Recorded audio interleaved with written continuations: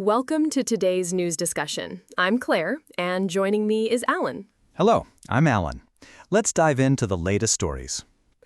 President Donald Trump recently threatened to push forward with a fund to compensate his allies if two Republican holdouts won't support his nominee for Attorney General.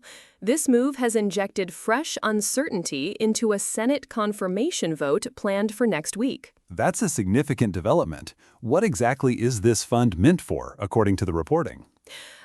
The articles suggest it's related to compensating Trump supporters who feel unjustly persecuted. The specifics of the fund, including its size and beneficiaries, aren't entirely clear from the reports. So it's essentially a bargaining chip in the context of the Attorney General nomination. How does Trump link the fund to the nomination vote? The reporting indicates that Trump is threatening to push ahead with the fund if the two Republican senators don't support his nominee, Todd Blanche. This implies that their support is contingent on not advancing the fund. That's a pretty direct threat. Have there been any reactions from the Republican senators involved or other lawmakers? The articles don't mention specific reactions from the senators, but they do highlight that this move underscores Trump's interest in securing payouts for his supporters. Let's shift to another story. The death toll in the Spain-Morocco border crisis in Ceuta has risen to 67. Can you provide more context on what happened? The crisis involved a significant number of migrants attempting to cross into Ceuta, a Spanish enclave in North Africa. The Spanish government reported that the deaths included people who drowned and others who were killed in a stampede to cross a breakwater. That's a tragic situation. What measures are being taken by Spain in response to this crisis? According to the reporting, Spain has implemented new containment measures amid the migrant surge. The articles also mention that tens of thousands of migrants have crossed back, suggesting some level of repatriation or return. It's a complex situation with humanitarian concerns. How does this incident relate to broader migration issues in the region? The Ceuta crisis is part of a larger migration pattern where people are attempting to enter Europe through various routes. The reporting suggests that this incident highlights the challenges faced by both Spain and Morocco in managing these flows. Moving on, the U.S. State Department is making a visa bond program permanent for applicants from around 50 countries, mostly in Africa. The bond can be as high as $20,000. That's right. The program is intended to prevent immigrants from overstaying. The final rule is set to go into effect on August 3. So how does this bond program work exactly? Are there specific criteria for who needs to post a bond? The articles indicate that the bond requirement will apply to visa applicants from the designated countries.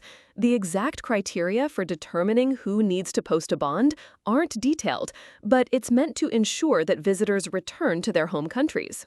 This policy could have significant implications for applicants from those countries. Have there been any reactions from immigration advocates or the countries affected? The reporting mentions that immigration advocates are concerned that the rules could deter people from coming to the U.S., even if they have legitimate visa applications. There's another story related to Trump's nominees. He's threatening to revive an anti-weaponization fund if his nominee for Attorney General, Todd Blanche, is blocked. Can you explain what this fund is about? The Anti-Weaponization Fund is reportedly a $1.8 billion fund.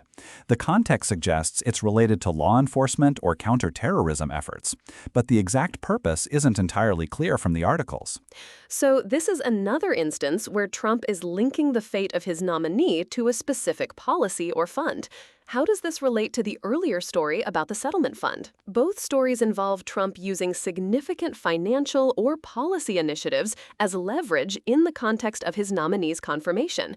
It suggests a pattern where he's using various tools to pressure lawmakers. Let's discuss a story from India. Arvind Kejriwal is planning to march to the Prime Minister's residence on August 4th to protest the E20 fuel policy. What's the issue with E20 fuel? Kejriwal is demanding that consumers be given the option to choose between pure petrol and E20 fuel at petrol pumps. He's also calling for lower E20 prices and transparency regarding studies supporting the fuel. So the Aam Aadmi Party is opposing the government's push for E20 fuel. What are the government's arguments in favor of E20? According to the reporting, the government defends the E20 program, citing energy security and claiming there's no evidence that it harms vehicles. It's interesting to see the different perspectives on this issue. Have there been any other significant protests or reactions to the E20 policy? The articles focus on Kejriwal's march and the AAP's campaign against E20. There's mention of a petition with over 2 lakh signatures that Kejriwal plans to submit to the Prime Minister. As we cover these stories, it's clear that there are various significant developments happening globally, from U.S. immigration policy to international border crises and domestic protests in India. Indeed, and each of these stories touches on complex issues with multiple stakeholders and interests involved. It's a reminder of the diverse challenges facing different countries and regions. Well, that's all the time we have for today's discussion. Thank you for joining us, Alan. Thank you, Alan. It's been a pleasure discussing these important stories.